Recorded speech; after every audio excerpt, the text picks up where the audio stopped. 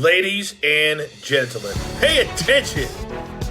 This is your boy, the coach from the WWE. I would like to welcome you to the very first wrestling podcast in the world to take you on a weekly deep dive into classic matches along with legends of the squared circle. Enjoy the discussion. Enjoy the back and forth. There's so much to get into. Ladies and gentlemen, this is The Payoff. Jeff, it's time to play the game. That wasn't very good. That's Tom. Right. That's okay. I'm Tom. I'm with Jeff. This is The Payoff. Jeff, how the hell are you doing, my friend? That's why other people make bigger bucks than we do to say shit like that. But that's all right. We're going to still have a good time with this one. I'm doing good, my friend. That's Motorhead, right? That does it's time to play the game, right? Yes. Okay, thought so. I love Motorhead. Favorite band ever. Right, yeah. Are they like a big band? Yes, they are. I thought so, yeah. And Triple H is like friends with them and did some songs for him and stuff. And then they played his entrance a few times. A couple times, yes, yeah, absolutely. Yeah. And Jeff, before we get started, I will not try to guess which shows Motorhead played Triple H's music. You know why? Why? Because I'll get my ass chewed if I'm wrong on the days. Yeah, we don't want to be wrong about that. Jeff, we are now going to take a very conservative approach to any data that we present. Yes. Because we are being heavily scrutinized these days. Two sources. Be very, very careful. And I'm gonna listen to every word you say to make sure you don't say something wrong. And you do the same to me, please. Two sources. You got it, buddy. Okay. Absolutely. So we're gonna have more credibility. We're gonna fact check more than any other media that you consume in any walk of life. That's how careful we're going to be on The Payoff from now on. That would be impressive as well. And where can you find all those facts and figures and all that good stuff? Our social media at Payoff Pod. Did you like that transition there? There you go. I loved it. At Payoff Pod. Make sure you subscribe to the show wherever you listen. Of course, we're always looking for those good or positive reviews. Spread the word about the show. We know, a lot of us are sitting at home, maybe not doing a whole lot or shoot job from home at this point. So whatever you're doing, or, we know we got a lot of trucker fan base as well, too. We appreciate everybody who's listening, but at Payoff Pod, you can always find us everywhere on that social media. So Tom, so this one, we're getting, Summerslam, 'tis the season, on the road to Summerslam, whatever you want to say. I think we need to keep doing this. Like, we kind of started to do it in year one. Now that we're in year two of The Payoff, we're starting to try to, theme things. I think we fell into it with WrestleMania. It was like, oh, we just need to keep, what were some great matches after WrestleMania? Then it was, before you know, it was the spring and some of those. So I love the idea of doing these like themes. And WWF, WCW, we're going to mix some TNA in there too. But I like that we're theming these things because that to me is always fun, especially during WrestleMania. But think about it. What do we do during the Royal Rumble? We go and we watch some old Rumbles. Then it's like, oh, I forgot that title match happened on that Rumble card, and you watch that. And so I think we're going to, I don't know. I think we got to keep doing this because it's a lot of fun, and it seems like, and other people are doing it too, right? So it's like maybe you'll see some highlights from some previous SummerSlam matches, and then it gets you in the mood. And then maybe Bruce and Conrad cover, an old SummerSlam. And so it's just, I like that, we're all kind of doing this, and our little, corner of the whole wrestling podcast world is really dissecting that one match from that one show. And I think we got to start doing it during that time of the year. Are you on board with that? Yeah, absolutely. And I think it's one of those where we'll drop the occasional match in there too, because just like WWE, we got, there's weeks to fill sometimes. And so, but, we can hopefully find a little bit better content than they might be putting out there. And so don't want to talk too much about the current product. Dude, anything is better than what is currently on TV. Yes. And so, but we're going to talk about you and I could sit here and talk about, boy bands for 2 hours. And I think it would be more interesting than what took place on Raw on Monday. Yeah, there's one of those. And luckily we are focusing on when I say wrestling was a little bit better, a lot better. Absolutely. So Tom, of course we got the 3 parts, the build, the payoff, the aftermath. We bring it to everybody. But this one, you got The Rock, you got Triple H. How come this is one that you wanted to talk about? So this was really only the third major ladder match that ever took place. And I don't know if you knew that or not, but you had, okay, of course, Bret Hart invented the ladder match. There were some previous ladder matches, but the first one in prime time, big stage, WrestleMania 10, Shawn Michaels, Razor Ramon. Jeff, when we give historical data, talk slow and double check yourself to make sure that you're right. Right. So we had that one. Then we had the rematch was at SummerSlam 95. Then this match. So this is only, fast forward to 2020, and guess what? We have watched 1,000 ladder matches, maybe more than 1,000 ladder matches. But what you forget is in 1998, this was only the third ladder match on a big stage on television. I love that.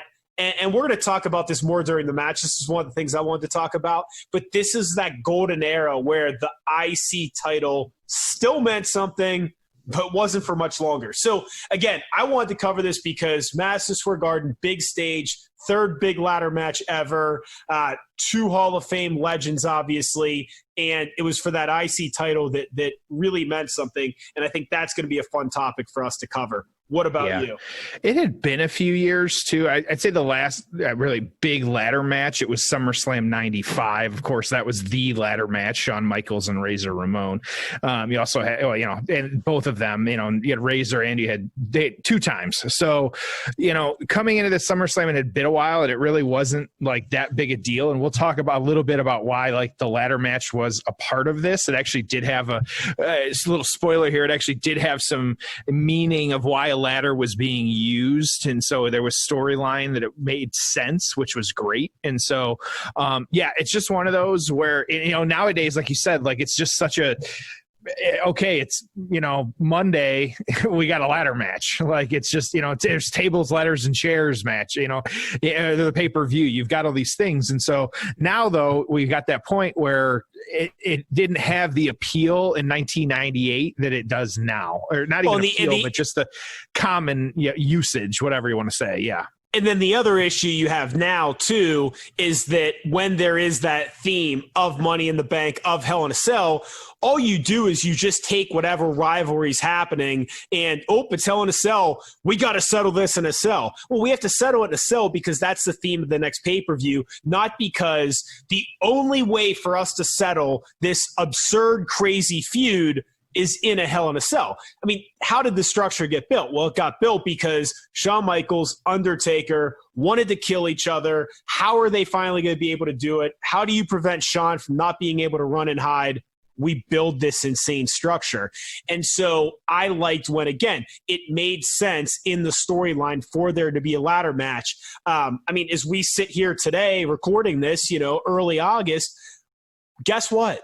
You're probably going to get McIntyre, Orton in a Hell in a Cell. Why? Because they're starting the program now, and they're probably going to continue it to then, right? Mm-hmm. So it's just versus saying, hey, this is the craziest rivalry ever, and the only place to do it is the Hell in a Cell. That's just not the way it works. So anyways, Let's get into the build. Oh, it's time for the build.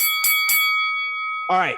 SummerSlam 1998. Madison Square Garden. The tagline for this show, Jeff, Highway to Hell. Do you remember the Highway to Hell video they put together that was mainly featured around Austin and Taker? Yes, because of that being the main event. Yes, I do. I actually went back and watched it when I was doing my research. Yeah. Was it as awesome as you remember? Yeah. Yes, it holds up. Yeah, find it on YouTube. It was We'll share it this week. Yeah, I haven't seen it in a while, but I just remember it being awesome as well. So let me quickly run through the card, and then I've got a thought about the card that I want to share. Again, SummerSlam 98, second biggest show of the year, obviously, Madison Square Garden. So we know that they're all in. They're going to try to make this an awesome card. We start out with a 15-minute European Championship match between D'Lo Brown and Val Venus. 15 minutes. There you go, man. With all due respect to D'Lo Brown and Sean Morley, that doesn't scream hot opener in Madison Square Garden. And they went 15 minutes, and it ends in a DQ. We don't even get a clean finish. Yep. Then we get a handicap match. We got the Oddities, Giant Silva, Golga, and Kurrigan. Okay. And they're accompanied by a whole bunch of people, including Luna Vachon. They defeated Kai and Tai. And Kai and Tai had 4 members. That's what made it a handicap match. So, okay. 10 minutes in that match. And by the way, you know who Golga was, right? I don't. You don't?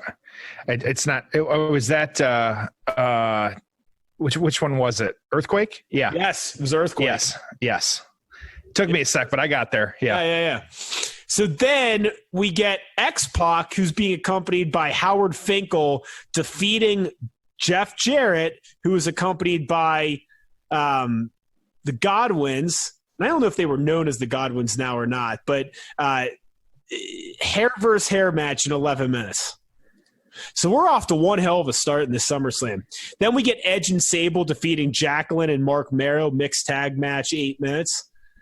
Then it starts to pick up a little bit. We got Shamrock defeating Owen Hart. That was in a Lion's Den match. If I'm not mistaken, I can't remember if that took place in the building or not. That might have been in the theater across the street, or maybe that was the original plan. I do not remember. If you had a chance to look it up, but I don't remember that. New Age Outlaws defeating the tag team champion at the time, Mankind. Mankind was by himself, no DQ, only lasted 5 minutes. So then we get to the final 2 matches. Triple H and The Rock, Intercontinental Championship. And then we had, and that would go 26 minutes, which we're about to watch. And then in the main event, Steve Austin, who's your champion, defeated The Undertaker, 20 minutes. Famously, I don't think either man was happy with that match. And to be honest with you, obviously 2 of the all-time greats, you might have one or both on your Mount Rushmore of wrestling, but guess what? The 2 of them, it was oil and water, man. They just never really had that great match or great chemistry, even from a storyline standpoint. So, Jeff, we talk about this card. I've said it before. I'm sure others have said it before. Maybe not, but I know I have. In some ways, at some times, the Attitude Era was extremely overrated, and we absolutely romanticize it.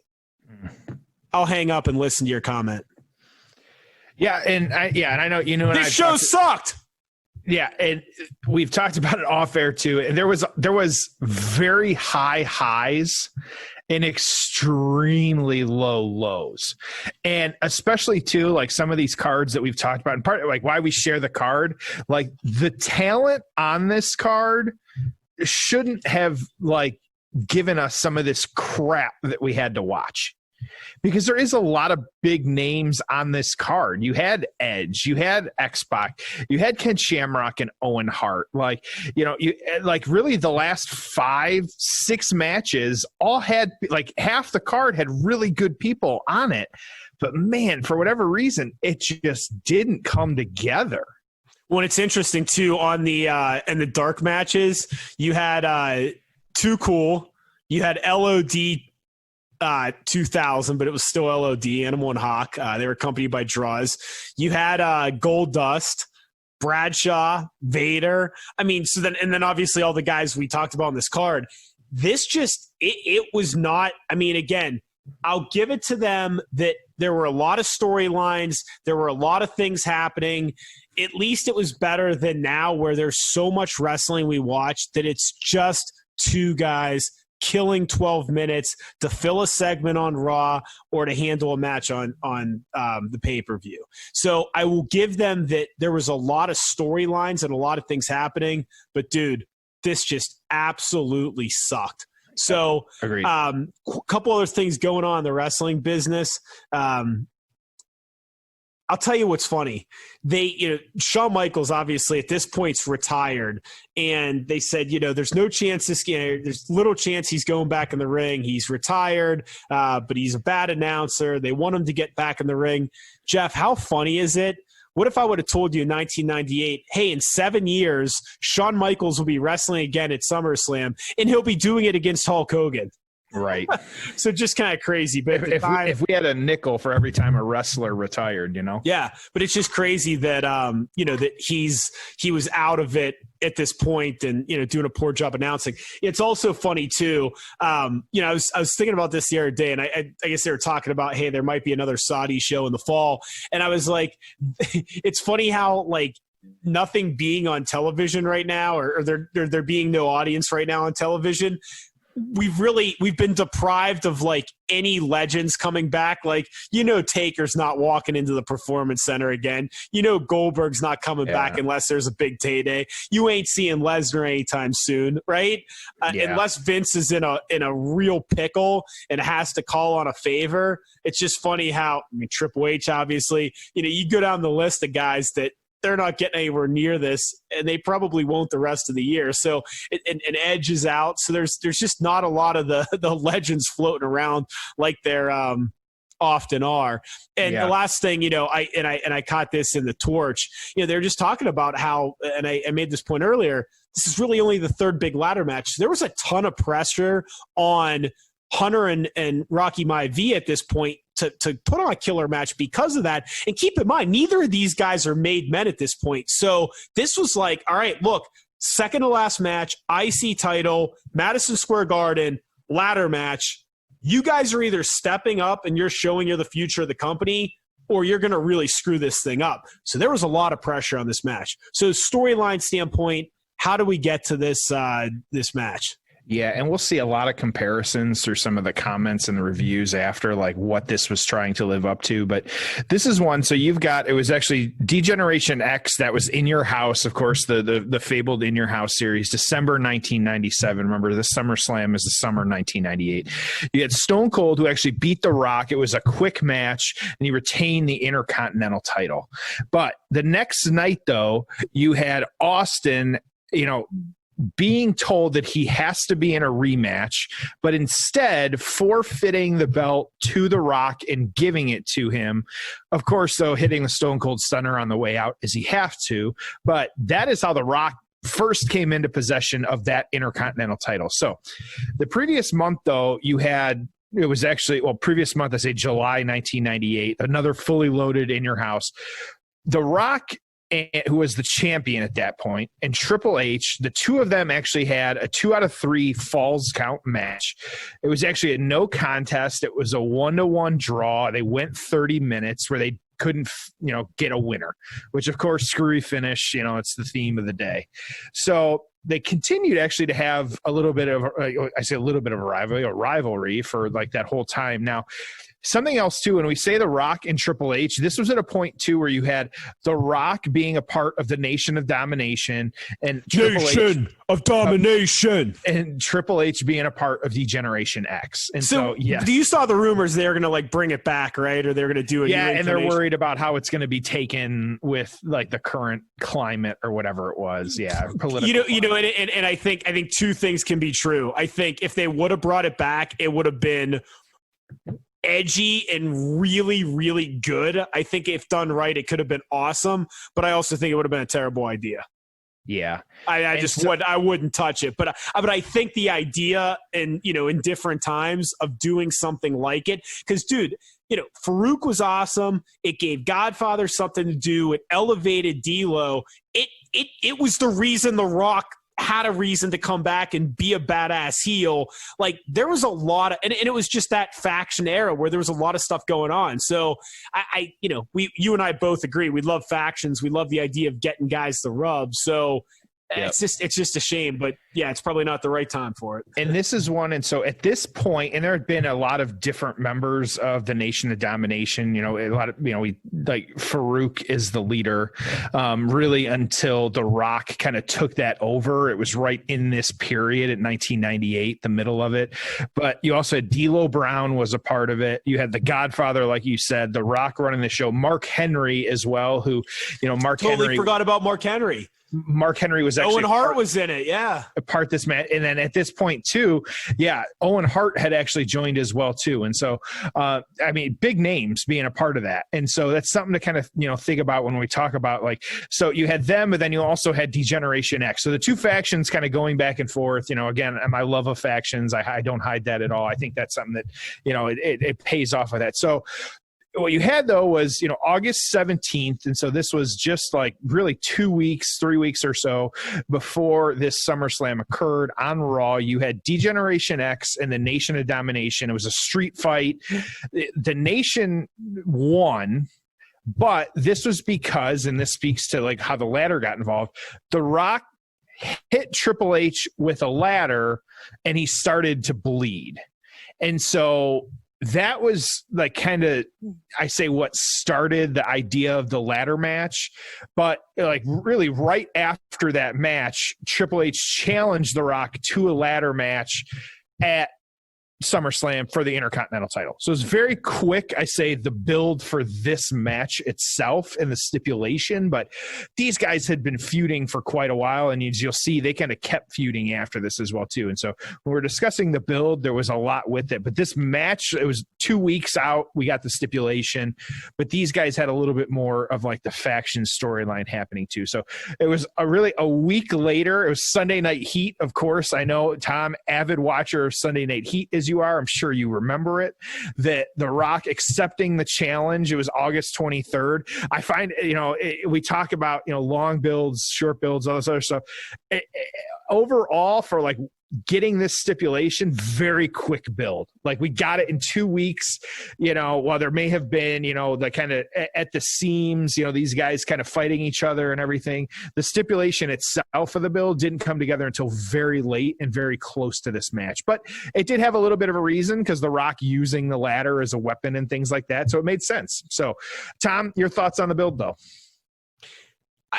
Love it, right? There's so much there that I love. I love the factions. I love the back and forth. It gave you so many different varieties. I mean, just think about now how, so much of it is just person A and person B bump into each other in catering, and now we have a feud. It's just there's so much more depth to these stories, and you can get so much more out of them when you've got the factions and you've got some history. It's so much better. So that, as much as I didn't like the card, I did really like the build to this match, and it made a lot of sense. So if you want to watch along with us, WWE Network, 1 hour and 45 minutes into SummerSlam 98. Again, that's 1 hour and 45 minutes into SummerSlam 1998. Jeff, are you ready for the payoff? I'm ready. Are you ready? I'm ready. You're ready. And Hacksaw's ready. Let's get to the payoff. Ho! It's time for the payoff. All right, dude. Here we are, hour and 45 minutes into SummerSlam 98. Just held up the belt. Rock's in there. Henry's cheering him on. Chana's in there, looking like a freaking animal. The first thing too, is there any memory that stands out to you of this setup of the Garden? In this, for those of you not watching at home, we have the entry is, I say, opposite camera side, so you're looking at the entryways. Is there anything that your thoughts on that type of setup? I know the more recent product has changed to this. Feelings on just kind of the setup and memories of this type of entry. I always liked it because it was so different. It's like you knew you were at the Garden. I remember WrestleMania 10. There was I can't remember the year, maybe 1995 Survivor Series. But I just remember, the Royal Rumble where Cena came back, the Taz coming out for the Royal Rumble and beating Kurt Angle. So there's some really good memories there. Triple H and Mankind had a great match at Royal Rumble with that entrance. I think that was the same show that the Hardys and Dudleys had a great table match. So yeah, a lot of great memories from this. Obviously the Garden, you're always going to get, a really big show and really big stuff.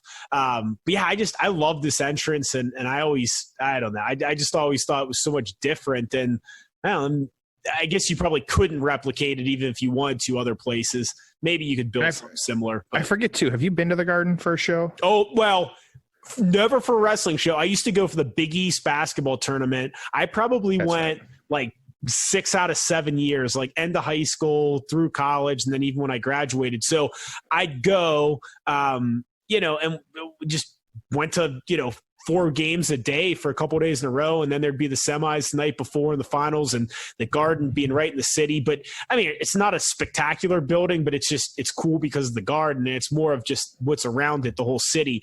They did renovate it. I have not been there since they renovated it. That being said, I was going to go to New York City in May, but our trip got canceled because of all this bullshit. And we were going to go see Billy Joel at the Garden. Tickets were like very reasonable. And I was like, that actually would be kind of fun. So I was bummed about that. So I've seen too. I don't know if you caught in the very opening of this match, like when they were kind of jawing at each other, like Brock was straight up calling him a motherfucker. I don't know if you caught that one at the very beginning of the match. I did not. Yeah, you could tell. Not a perfect lip reader here, but yeah, he was definitely dropping some F-bombs on that one. I find it funny too. Like at this point, you've got like you said, Mark Henry is ringside, and so is China. Mark Henry actually looking, I'll say, somewhat thin. He's not the typical big man that we're used to seeing. And this is kind of maybe his strongest man type days. I'm not sure exactly where that lines up with that, but China looking just as jacked as Mark Henry though. It's true, right? Like scary. But I remember like being a kid though, and like she was scary as fuck. Like she was one like you. She was the type like she would kick your ass like, and you like would not be shy about like yes, she would absolutely beat you. And I think it's interesting too, like, we've talked about it on previous shows too, like, when we were saying, Brett before I say Brett was Brett, some of his singles competition, like we've talked about on previous shows, this is really like Triple H and The Rock really before they were really Triple H and The Rock. You know what Brett did, right? Huh. Brett screwed Brett. Well, yeah, we all know that, but no, you're right. This is neither. I mean, you forget. That's the thing is like, I was doing my prep for the show. I'm like, wait, The Rock was still in the Nation. He was like, you just forget about that. I mean, this wasn't even like corporation world champion, Rock headlining WrestleMania against Stone Cold. This is still 6 months prior. And yeah, and Triple H took even longer to really blossom into his own. So yeah, neither of them, I mean, these are IC level guys at this point. Because DX hadn't even been around for a year at this point. Like they started, it would have been October of '97. It's crazy. And then you did have like, some of these guys joining through, like Road Dogg and Billy Gunn didn't join until March of '98. And so even DX as a stable itself, I say the stable that we know it, and a lot of people kind of, how they associate it with X-Pac, Road Dogg, Billy Gunn, all them joining. And we've covered that match. Go back in the archives, check it out. We're starting to use the ladders as well too on this one. Like they were really getting going, just people, and same with The Rock. Like he was not like the Nation of Domination had been around for a little bit, but The Rock wasn't the leader of the Nation of Domination. You're right. He over so much time, like people associate. He eventually became leader of the Nation of Domination, and then he eventually, I guess it would have been in November, became the corporate champion as the big heel. But yeah, I mean, this is still, yeah, I know it's early on in these guys, real main event status. Yeah. And it was like the Tank event had happened. Like they did invade WCW. So like, there were some things that were happening. So you got The Rock now setting the ladder up. They used the ladder on the outside a little bit, taking the slow climb up. Here we go. And then Triple H kind of going after him. Oof. Oh, that hurt. The ladder falling on Triple H after he fucking goes after him. Just painful. But yeah, that's one of those. But, and The Rock too, like this was, we've always said like Intercontinental belt should be like that mid-tier kind of to elevate guys. And like you said at the start here, like these were those guys. Like they were trying to establish who was going to be the next guys at this time.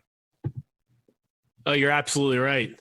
So here's what I was curious about. When did the Intercontinental title stop mattering? Oh boy.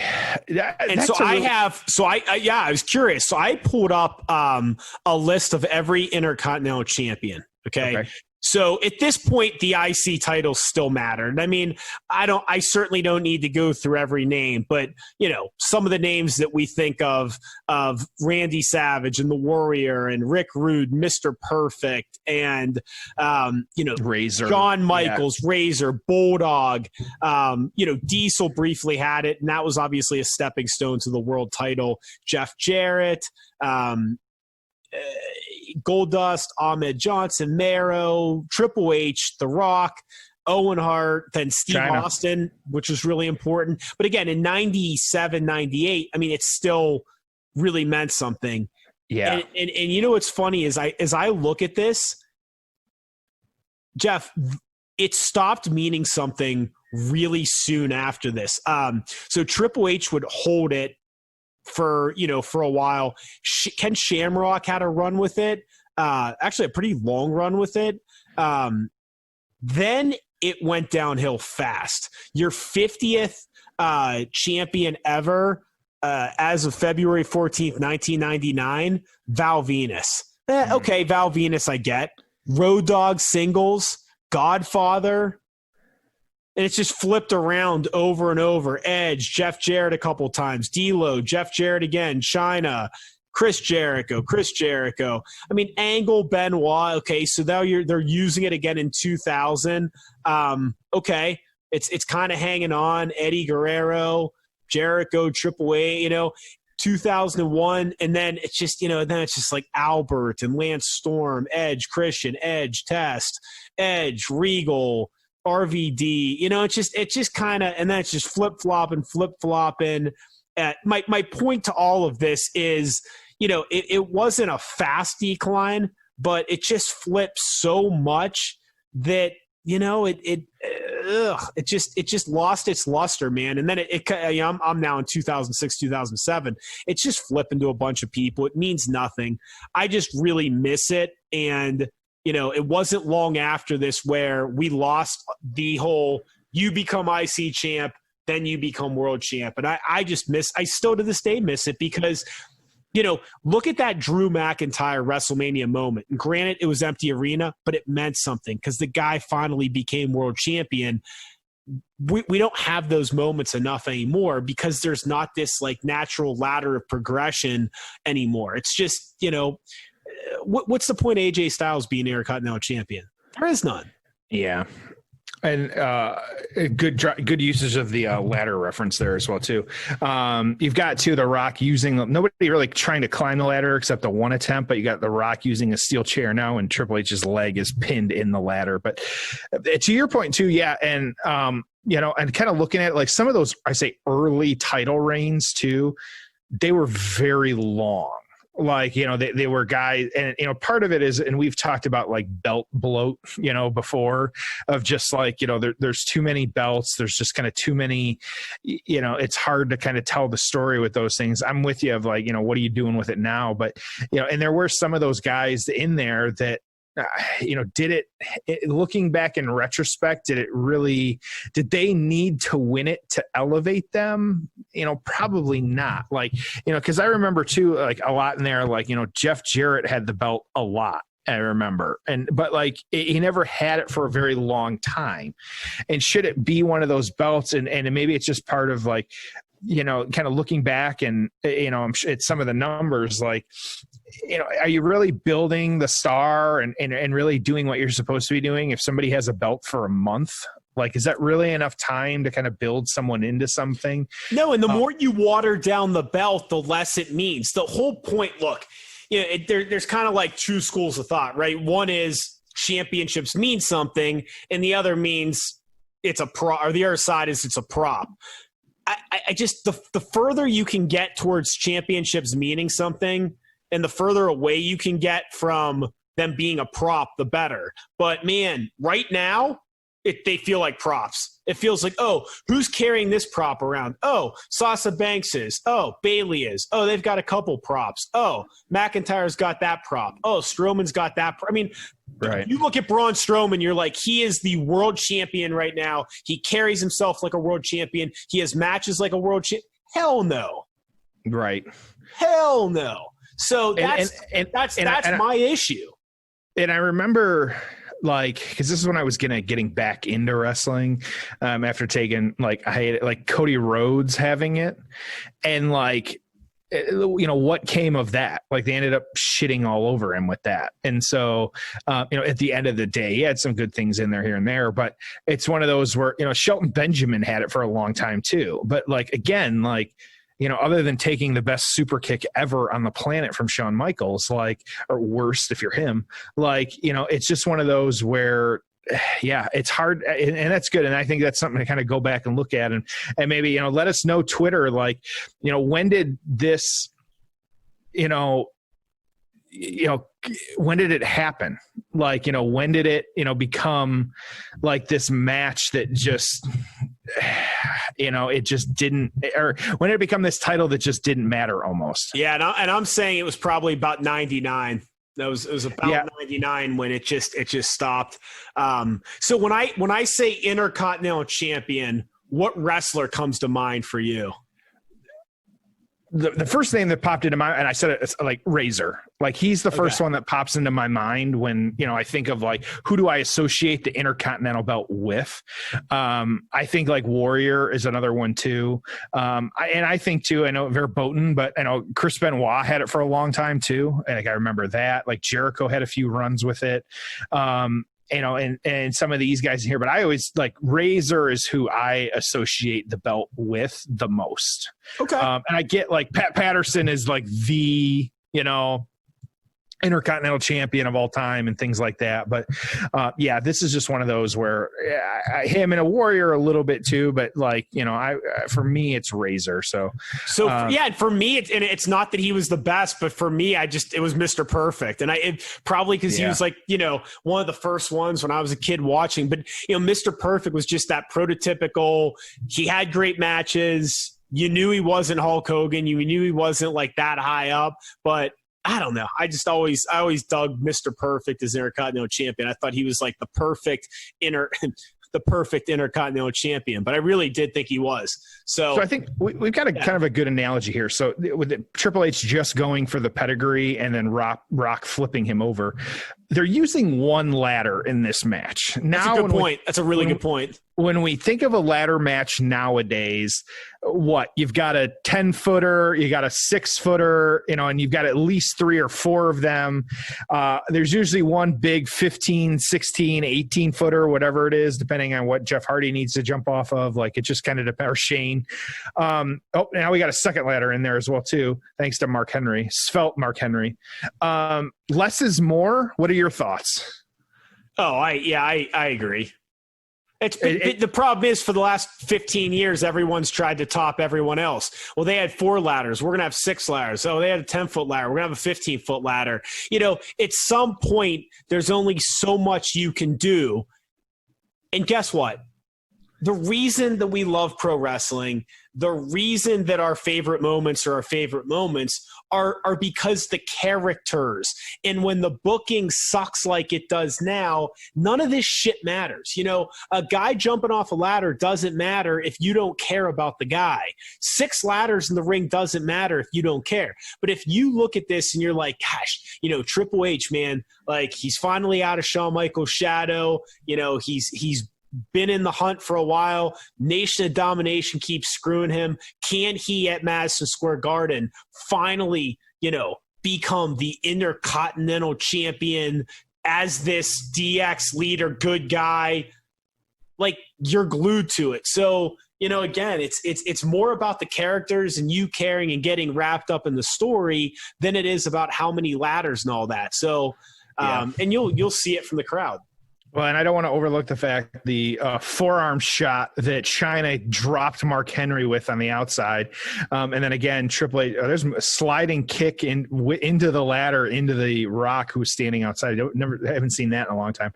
Yeah, I'm with you. And I think that's one, like in our shoot jobs, you and I, we do a little, recruiting and things like that. And, one of the lines we've used, before is like, people get behind people. They don't get behind like, the event, if you will, or kind of the party or whatever it might be. I think that kind of speaks to this as well too. Like you're going to get behind the character. Like these guys, like the match itself has not been phenomenal to this point. You got a bloody Rock at this point though. He's got some good cuts on him. When he did it when he went outside, but this is one too, where like you can get behind these people. I think that's, where a lot of the wrestling gets lost is we're not watching it for the crap that's out there. Like, give us characters and actually real characters that, living in the world that we are now of like the realism age or era, whatever it is, of like, they're on Twitter. Like, people have seen Braun's Tinder, like give us something that we can get behind and things like that. I think that's part of why you and I like the Fiend as a character, but man, did they shit on that. And so I just noticed Mark Henry's just wearing a sweater vest, which in and of itself is pretty funny, but a sweater vest with nothing underneath it, not a t-shirt, not a collar. Is that what it was? I thought it was like a workout tee. No, it's a sweater vest.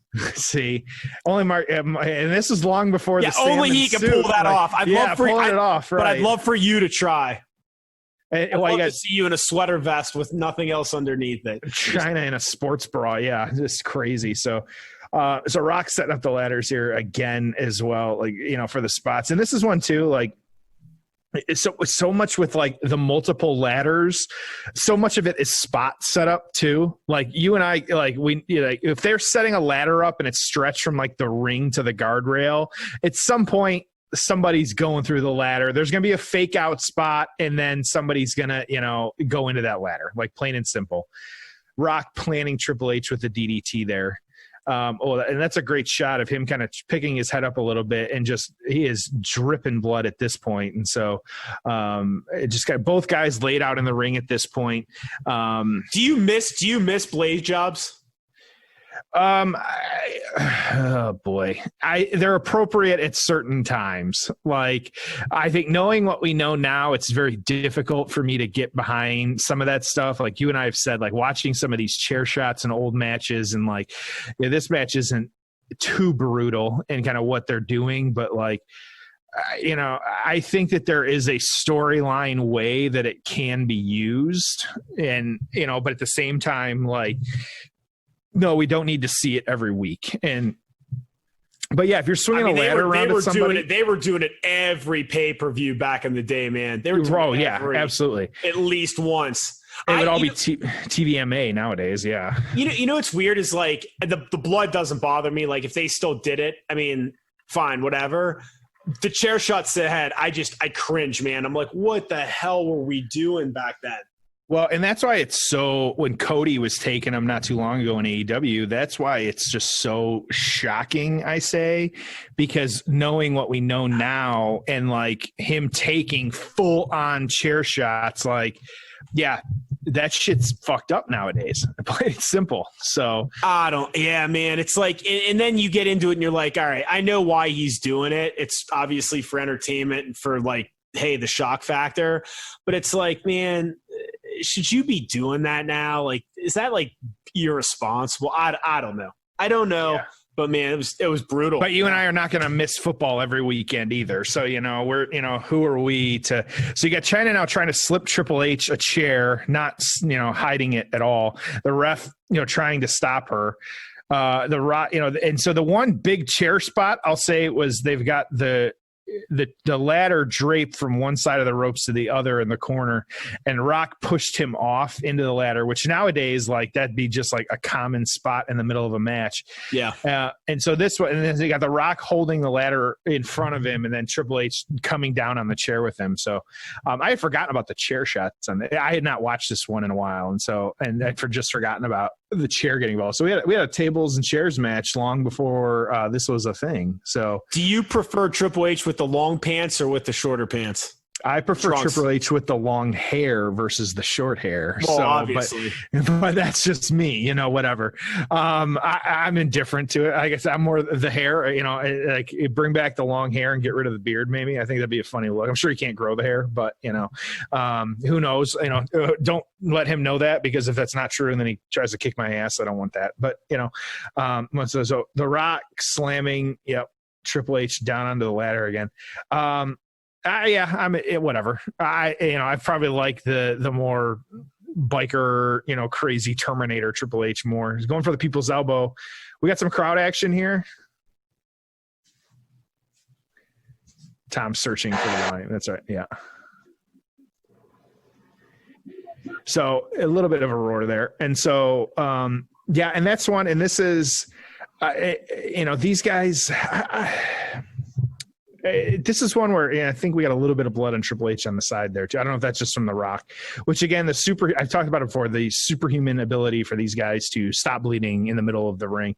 All the adrenaline and everything, I'm sure that's part of it. So we'll talk about the review of the match. It's been, I say, fairly slow. There's been a couple ladder spots, but for the most part, it's been kind of plodding a little bit is the best way to say it. So Triple H trying to climb at this point. We haven't had many attempts to climb in this one too. I feel like nowadays as well too, you get 100 different attempts and fake outs and false finishes and all this other stuff. But now catching Triple H as he tries to jump off, and there's the rock bottom. Yep.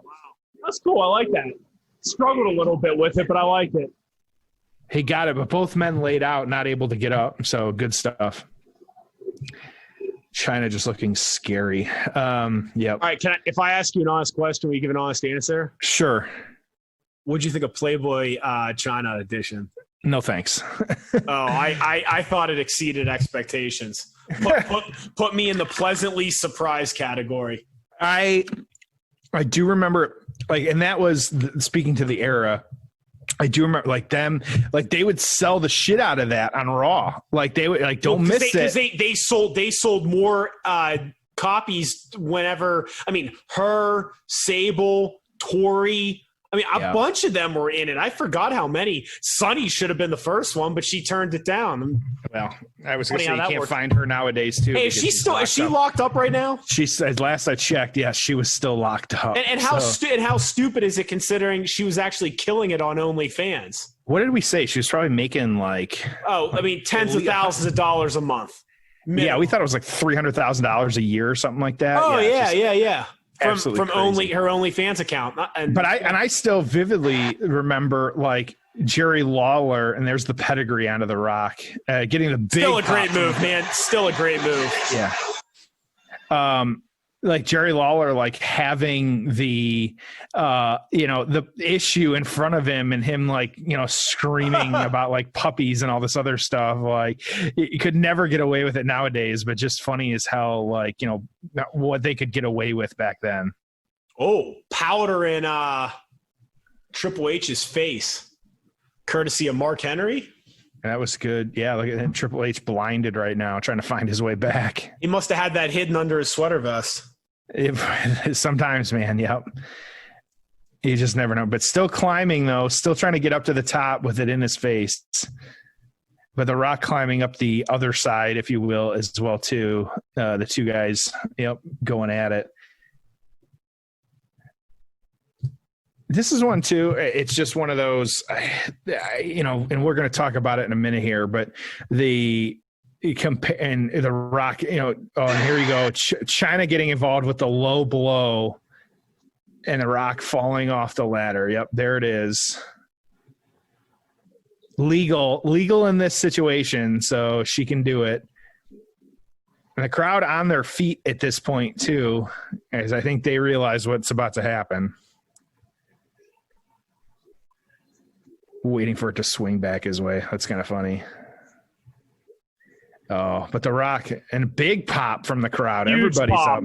That's a huge pop, man. See what I mean? Yeah. If they care about the characters and the build's great and you're invested in it and you make the championships mean something, guess what happens? The place goes nuts. That's the difference, man. That's the difference is when you care about the characters. they go nuts. Otherwise, oh yeah, a guy got a title. There's DX in the ring. That's cool. DX showing up. Yeah.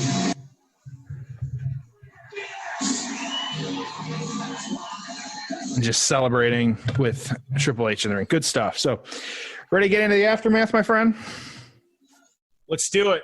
Let's jump into the aftermath. Ho! It's time for the aftermath. All right, dude. Initial thoughts. It was all right. I think I was hoping to be a little bit more impressed with the kind of spots, but I guess that just kind of shows the evolution of kind of what we get now versus what we had then. I still think that it was still a good match though overall, but maybe have 3 or 4 spots, I guess, with the ladders, and then not a ton of wrestling. I don't think there was a single hold at any point really. But overall it was a good match. Between two guys, I can't overlook the fact that it was young. I say young in their careers, which, in your career spans 20 plus years, this would be young in it. So, not bad overall though. Your thoughts? I think this is a classic example of one of those matches we remember being better than it was because it took place in a big stage, Summerslam. It was in an iconic arena, the Garden, and the crowd went nuts. Because, obviously they really cared about Triple H and winning the title. So my point to that is I think, there's WrestleMania matches that weren't that great, but they're far more remembered than the better match they had it fully loaded 3 months later, right? So, yeah. It was good, but I think it's one of those SummerSlam, Triple H gets crowned IC champion, place goes nuts. What a great moment. But was it a great match? So, yeah. All absolutely. Right, let's talk aftermath. Let's talk reviews. Let's give our payoff score, and let's get this show on the road. So as you could see, you had after, Triple H beating The Rock in this one, he actually had to take some time off. He had hurt his knee. And so, again, injury just kind of hurting everything. So he had the belt for a little bit, couple months, but then had to give it up at that point because of the injury. What you had though then is Vince really stripping Triple H of the title and setting up a tournament. It was actually the finals of that one was Ken Shamrock beating X-Pac to become the new Intercontinental Champion. So, taking a little bit of time off though, Triple H really came back before the end of the year, that 1998, still with X-Pac, reuniting, kind of help X-Pac as he was getting beat, X-Pac, getting beaten up by Shamrock and the Big Boss Man, in kind of reignite. So helping Degeneration X partner, but then refeuding or going back to his feud with The Rock as well too. At this point, you also had Rock being part of the corporation, and them actually moving up a belt, getting called up, kind of going at each other for the WWF Championship. Interesting though, The Rock actually and Mankind were actually the two that, and I say in late or really early mid 1998, it was The Rock and Mankind that were kind of trading the championship back and forth for about 6 months. I think they each had it at least 2 times. And so just kind of, I say hot shotting it in a little bit, but you also had though, The Rock going on to have that feud, but Triple H, challenging Ken Shamrock for the title as well too. And so that feud kind of continuing. He didn't win the belt. He won the match, but it was DQ. And so didn't get the belt. But just kind of interesting, they kept playing up that angle as well too. And so, and then you had, DX and the corporation feuding with each other. So just, a lot, again, factions kind of going back and forth, and everybody kind of playing that way.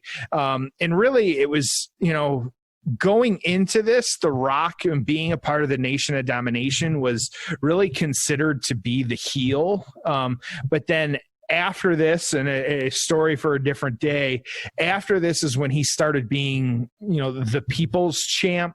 When he started feuding with McMahon, also being allies and kind of having all that. And so this was really the start of The Rock, coming up from that, if you will. But then remember, he turned heel in November. Right. And so it's just kind of, yeah. It's just how fast things happen, especially back then. So these guys, so again, from a storyline point, it made sense with all the feuds that kind of kept going and what they were doing. And they obviously, like, The Rock was the destined to go on to, and Triple H too, but like in the immediate, The Rock was the one that was winning the championship, going back and forth with Mankind, all that stuff. So thoughts on these guys' careers, Tom? You think, have they accomplished anything since 1998, would you say? Yeah, and this may be unpopular with some people, but I honestly believe that both these guys should be in the Hall of Fame. Yeah. Two legends, man. Like, be careful there, but yeah. And so, yeah, the first time balloter, like, what the hell? So it's just one of those things. So, where are we at though with the kind of reviews on this one? I will say one thing is neither of them were who they became. I'd say probably especially Triple H. I mean, He just lacked that badass Triple H. I mean, he was on his way there, but he wasn't there. I mean, you think a few years later of really the cerebral assassin, and he just wasn't there. But well, and I encourage, I think I've talked about it before, the Wrestling Isn't Wrestling, the kind of Max Landis video where he goes through Triple H's kind of history and like him evolving his character from like this stuck up, like Northeastern, Hunter Hearst to, the D-Generation X to the guy that couldn't overcome corporate to becoming corporate. Like, when you look at the character arc of him, like, yeah, it's really, really good. And so, something to be said for that as well too. And I think The Rock, he's made a couple movies here and there. I don't know. I haven't really watched, the Walmart bin movies sometimes, but I think they're a little better than that. But, so you got all this good stuff. Biggest star in Hollywood, probably. I mean, it's just insane to think about, man. Right, exactly. So when you got Batista calling him for acting tips, like, you've made it. So what do you got? PWI, we've been adding this to the show recently. Hunter this year, 1998, and this is about halfway through the year. He was 24. Let me get. I was gonna guess 12th. All right, so Hunter was 24. Where would you put The Rock? 7. 11, but close. So, so Hunter, I like a little higher than I would have expected, but I get it too. And so, having that, he was out a little bit. So I guess that kind of makes sense. But, so the PW torch on this one, you've got the semifinal match at SummerSlam. The ladder match was voted best match of the night. The 26-minute ladder match. By far. Saw Rocky Maivia and Hunter Hearst Helmsley further establish themselves as pay-per-view men event caliber stars for the WWF. Very good match, not at the level of Shawn Michaels versus Razor. Correct. But that is almost an impossible standard to hold anyone to 4 stars. And one of the other, it's Helmsley and Rock turned in the best match of the night, but it would hardly make anyone forget Shawn Michaels' latter performances. Can't touch it. I mean, Nope. neither of those guys physically are able to do what Shawn did. That's just a fact. And so you've got Helmsley. And so this, again, coming from the Observer, Helmsley sold his knee, which had an MRI done on earlier in the week, but not as much as you'd think. There was nothing spectacular along the lines spectacular along with lines of the Shawn Michael ladder bumps that WWF ladder matches are famous for. But this was the match that stole the show. Some of the spots where the guys climbing ladders was way too slow, but other than that, the effort was tremendous. Even though he was the heel, you could really sense Maivia had totally won the crowd over as being a great performer with this match. 4.25 stars. So you've got 4 stars, you've got 4.25 stars. I don't, and I know a lot of times we do disagree with these. I'll start it off here. I don't disagree with any of this. 0. I agree. I think that the bar, especially at this point, was just way too high with Michaels and Razor. And I know even that match, like what it was in the time, I think at the time I gave it not a bad payoff score, but I think it was like a 7 or an 8 or something like that. Probably an 8. But this is one where it's just kind of like, again, I think comparing it to that's almost not fair. And I do think the match at some spots, it was just kind of I don't know if I was expecting more or whatever it might have been. I'm going to give it like a 6.5. It might seem low, but that's just what I'm going to go with. Because I think it's just like I think it was because I was expecting a little bit more maybe, but you got to put yourself, and I've said this before, you got to put yourself in the time when this was happening. And this was at the time though, like a big deal because like you said, there just hadn't been a whole lot of ladder matches, some dark ones maybe, or, things like that. But on a big show, this was one of the first ones we were getting again since the Michaels Razor matches. So 6.5. Man, thoughts? Now you got me thinking about it. Proving that Tom and I don't discuss this beforehand. Yeah, I was gonna. I'll stand with what I said. I'm gonna give it a 7. The match is solid but not spectacular. I'd say where I gravitate a little higher than you and where I give it a 7 is crowd went nuts at the end. They were into Triple H. You had the DX thing. You had the Nation thing. You had 2 of the all-time greats just about to be in the main event. So I'm looking at it, I guess, more historical and everything around the match. But yeah, I agree. The match was 3 3/4 out of somewhere in that range. But yeah, really, really good overall. And hey, you know what? I mean, second biggest show of the year, and it was by far the best match on the card. So yeah, absolutely. So that's all I got, dude. Good stuff. Yeah. As always, like we say at the start, at Payoff Pod, you guys know where to find us: Twitter, Instagram, Facebook. So make sure to check us out on all that good stuff. Tom and I as well, too. We're out there doing our thing. So Tom, you got a good one to send us home with this week? I don't. Do you? Okay. Thanks for letting know. I don't. I can't say I've got anything good right now. Yeah, there you go. It's terrible. I know. We did such a good show. We used all of our energy in proving that like all of our factual information was correct, that we wasted all of our brain power in, taking that time for our listeners. Well, let me tell you this. We're going to continue on the road to SummerSlam with another really good one next week. I'm looking forward to it. So thanks as always for joining us on The Payoff.